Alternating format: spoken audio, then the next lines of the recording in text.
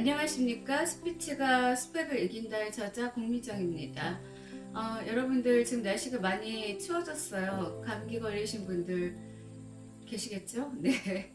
저도 지금 며칠 동안 유튜브 방송을 좀 쉬었는데 이게 좀 애매해요. 감기 기운이 좀 있고 목소리가 잘 안 나오고 해서 민폐 끼치겠다 싶어가지고 화면을 켜지 않았습니다. 오늘 조금 느낌이 괜찮은 것 같아서 켜긴 켰는데 아직까지는 목소리가 좀 약간 갸르륵 갸르륵 네, 이런 느낌이네요.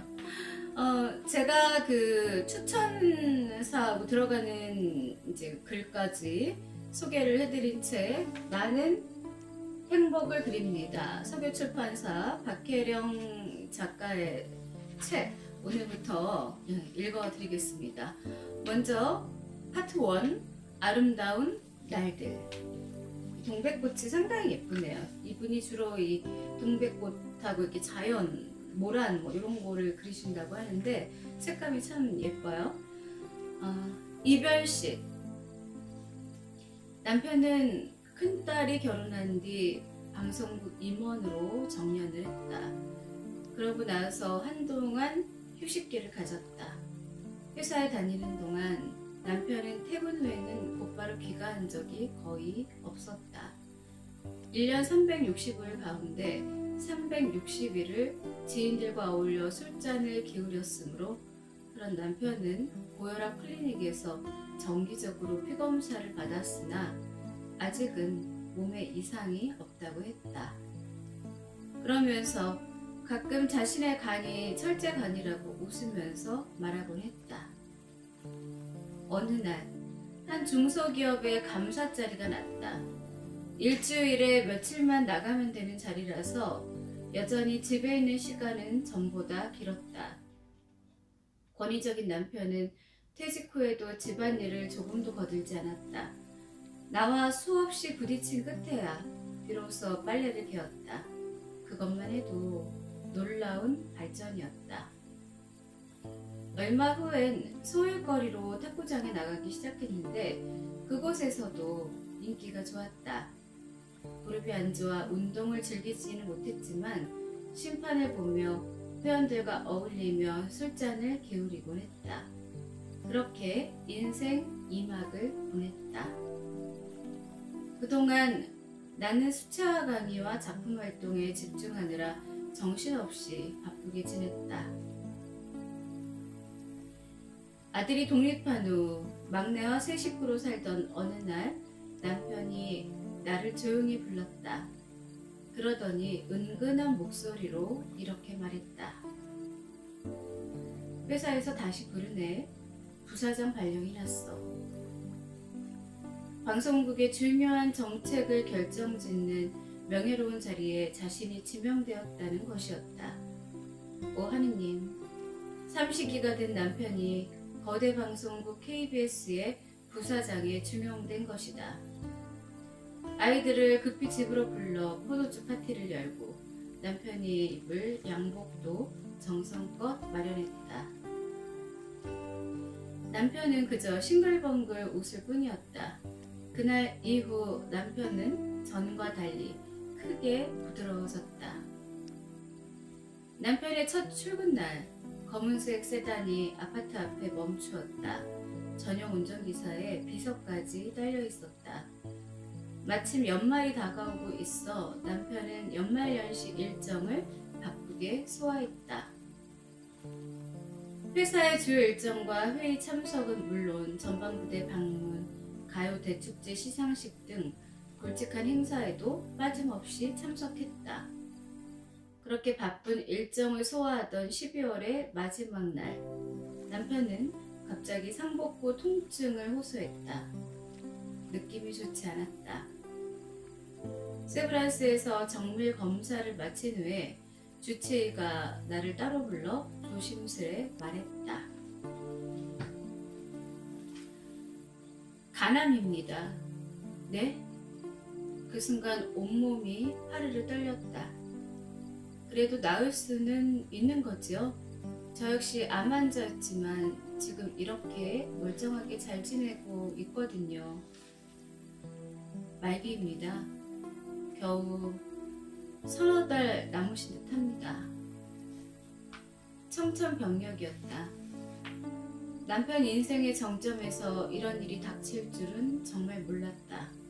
수많은 어려움을 이겨내고 현직으로 돌아왔건만 지금까지의 고생은 다 무엇이란 말인가. 이 소식을 접한 지인들은 홍삼이며 차가버섯이며 온갖 몸에 좋다는 음식을 보내주었다. 환자의 몸이라 가려먹는 음식이 많아 안타까울 뿐이었다. 병문안도 끊이지 않았다. 회사 동료들은 물론이고 고향 출신 음악 애호가들로 구성된 에스텔라 모임, 신길동 시절 인연을 맺은 마실 모임에서도 끊임없는 사랑을 베풀어 주었다. 남편의 중고등학교, 대학교 동창들이 줄지어 찾아왔다. 그 중에서도 마지막까지 가장 많은 시간을 함께한 사람들은 남편의 대자들이었다. 시간이 갈수록 배가 점점 불룩해졌다. 간이 제 기능을 하지 못하니 영양분이 복강에 그대로 고여 복수가 된 것이다. 그에 반해 팔다리는 점점 가늘어졌다.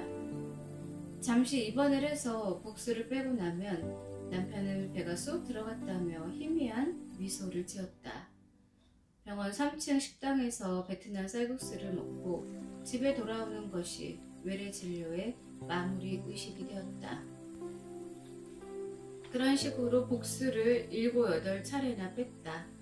시간이 갈수록 복수에는 핏빛 농도가 점점 더 짙어졌다.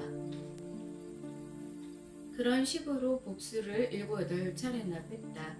시간이 갈수록 복수에는 핏빛 농도가 점점 더 짙어졌다.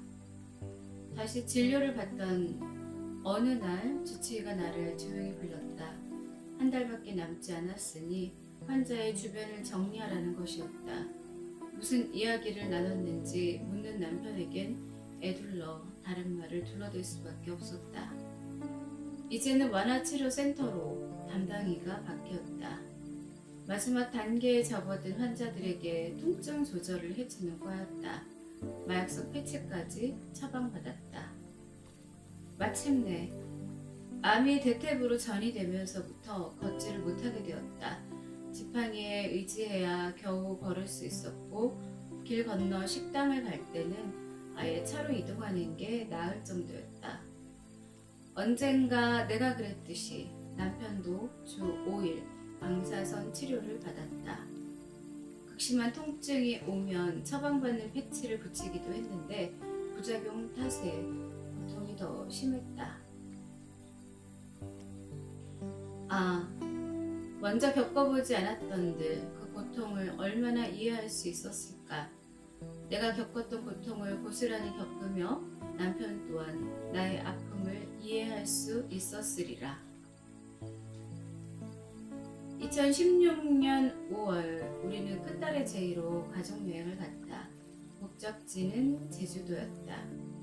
주말을 이용해 각자 시간에 맞춰 비행기를 타고 제주도에 모여들었다. 우리는 델문도라는 카페에서 마지막 가족사진을 찍었다. 델문도란 이 세계를 뜻하는 스페인어다. 그 사진에서 남편은 혼자만 웃지 않고 있었다. 말기암 투병으로 인해 병색이 완연한 얼굴, 그 강인하던 얼굴이 흑백으로 처리된 듯했다. 그리고 여름, 기록적인 폭염 경보가 이어지던 날씨가 한풀 꺾인 듯 싶었다. 우리는 창문을 열고 한적한 오후를 보내고 있었다. 어디선가 시원한 바람이 불어오자 남편은 가을이 오려나 보다 하면서 오랜만에 특유의 해맑은 미소를 띄었다.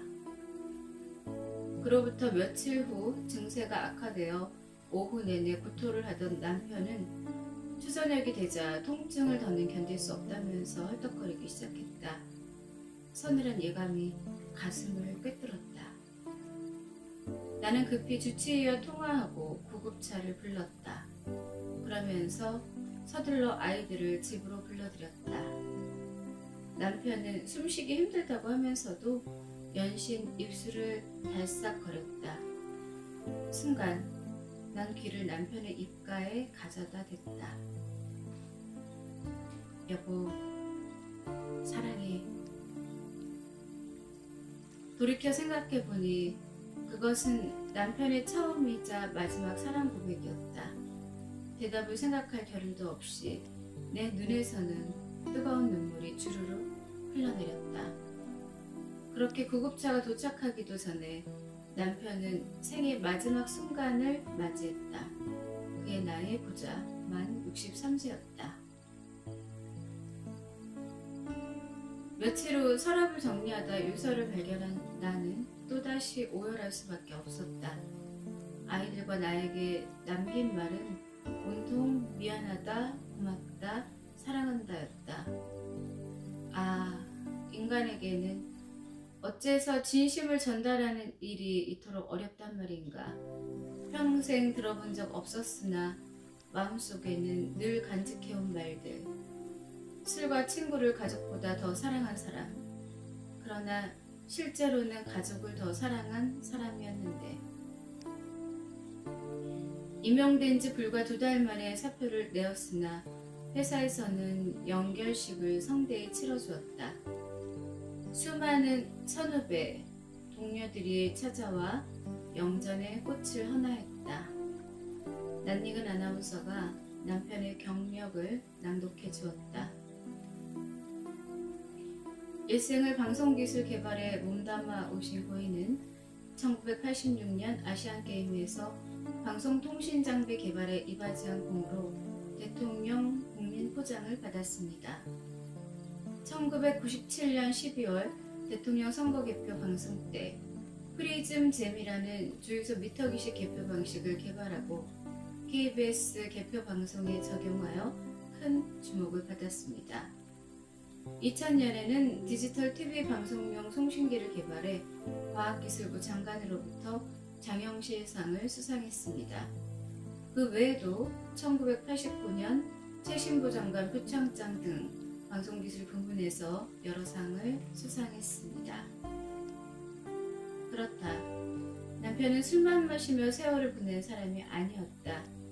누구보다 치열하게 살며 한 시대를 풍미했던 나의 작은 거인이었다. 돌이켜 생각해보니 그것은 남편의 처음이자 마지막 사랑 고백이었다.